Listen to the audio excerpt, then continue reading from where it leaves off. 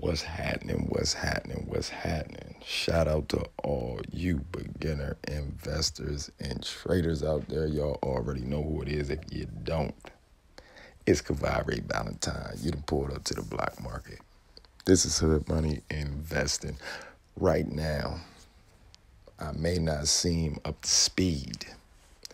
And that's because I have something serious that you beginner fellow investors and traders might want to look into, because as I look into some of these articles about GameStop and AMC and the squeeze and everything taking place, I've been putting together and noticing, people talking about AMC and it, squeezing and going hard in GameStop after GameStop squeeze was halted.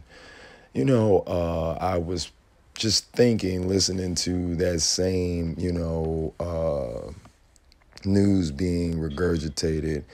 And it made me think about everything that happened with Citadel, Melvin Capital, Robinhood, the CEO, and all the news that came out about GameStop when it started to take place, it becoming a meme stock, as well as, investors becoming gamblers and, turning, and investors had ended up turning the market into a casino and this, that, and the third. And we're thinking about that. Like I said, I was going through an article, and one thing I noticed is that, they talk about a squeeze in the Volkswagen squeeze, and we never ended up getting a squeeze from GameStop. Even right now, as you see, AMC looks like it wants to run. You look at the volume is increasing by the minute. And right there, for beginner investors and traders, that's where, I want you to try to go, look into different strategies that, that may have been taken within these last 3 months or 4 months to kind of trick you into these positions. Because the truth is that I'm thinking that these people are loading up on these plays so that we can actually finally get a squeeze, whether that's other hedge funds, whether Melvin Capital and Citadel have found a way to, come out of this on top. Because when you think about it, like I said, when GameStop was halted and the trading was stopped, the only thing you could do was sell at that time. You have to think about what I said and everybody else was saying about the market becoming like a casino. It was gambling pretty much, right? And when you look into the Volkswagen squeeze, you can see, based upon the technicals, how that took place. But when you look into the squeeze that supposedly happened with GameStop, which people keep on mentioning, which I've been doing the same thing, not noticing it, GameStop never happened to squeeze. That was buying pressure. That was volume from the so-called gamblers or investors. You know what I'm saying? Because it was both. There were investors that were alarmed to what was taking place with GameStop, and there were people that were just, FOMOing in because they were trying to make a quick buck, which you can't blame anybody that invests that has some sort of knowledge of how to, double, triple, or quadruple their money or 10x it or whatever. You can't blame a person for wanting to know how to do that, for knowing how to do that. But when I double check, everything, and from what my knowledge and that small, knowledge that I have of investing, reading a couple articles, I happen to see that, we never got a squeeze. Like I was just reading earlier this morning this article on medium.com, and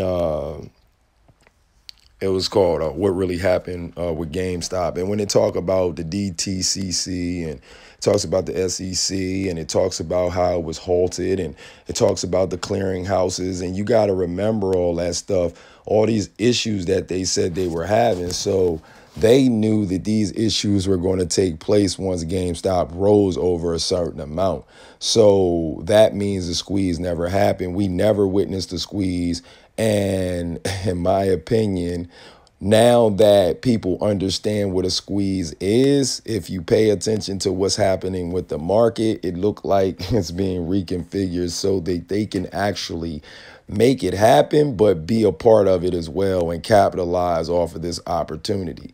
That's what it seems like to me, because, people aren't talking about the other companies that's being shorted, which are dozens.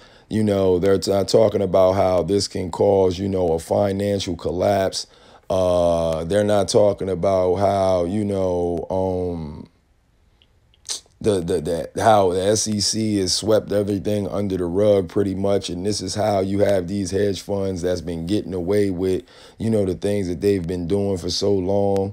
And, it's just almost hard to believe that people just think, that just because you have these new YouTube content creators jumping up out of nowhere, that all of a sudden you going to get the truth when you haven't been getting it at all. And most of these guys are starting to become like politicians. They're starting to say the same thing. This is the reason why, I'm trying to just help keep things in perspective. Go check it out. Go look it up. We understand, everything that's going on with, excuse me, with them borrowing shares, synthetics. They've been basically faking it to make it, and we know that at this point, and it's so astronomical. This is one of the reasons why, I'm never going, have a real price prediction, because I know it can go up thousands, because it's astronomical how much, they've shorted these companies and how much they would have to pay back. It's just more so, this is just a situation where they have to make it look like, the people have won in some way, some shape or form, because this is something that too many people have caught, so while they hold GameStop down, and while they hold AMC down, they're figuring out a way to get in and make money when this explodes. This is the reason why I'm telling beginner investors and traders, you have to be careful, very careful. You have to listen to the rhetoric. You have to listen to, how these, new terminologies keep popping up, this new language. It's always something new with the stock, as far as something we didn't know. And at this point, it's nothing else you need to know. You know that the company's been shorted. It's been to an astronomical number. And at the end of the day, when you have a bill, or you have when you use credit, or, or whatever the case is, that builds up interest. And within that interest, at some point, whoever that person, or whatever, whoever is owed, they want that money, so at this point, after 4 or 5 months, you would wonder, why isn't that person coming to collect? So, now you got they're giving us times and dates, saying that, it's just a bunch. I don't want to drag it out, man. I'm not going to keep on talking about it, but just be careful, because in my opinion, these institutions are setting up the biggest home run for themselves in, this, financial history, like economic history. I just can't, I see it's about to be crazy, because like I said, I don't think people are listening to the same thing.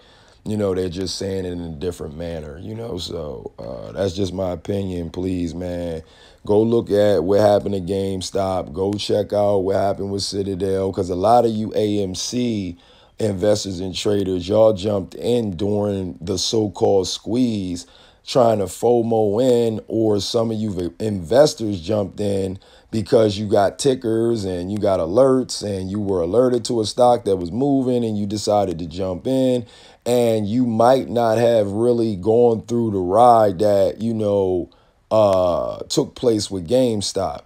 And when you go back through that, this will kind of give you some understanding what could possibly happen with AMC. So that's just my opinion. I know, some of you might not, that might not help some of you guys, and some of you investors and traders out there, you beginners. But, I'm just trying to play my part and help as best as I can so you can, have a little bit of perspective. So that's why it's so serious. But, that's all I wanted to say. This is Kaveri Valentine. This is Hood Money Investing. I'm out of here. They out there panicking right now. I can feel it. They out there. They're panicking. Look at them. Now, you're not naive enough to think we're living in a democracy, are you, buddy? It's the free market. And you're part of it. Something just came across my desk, John. It is perhaps the best thing I've seen in the last 6 months. If you have 60 seconds, I'd like to share the idea with you. You got a minute?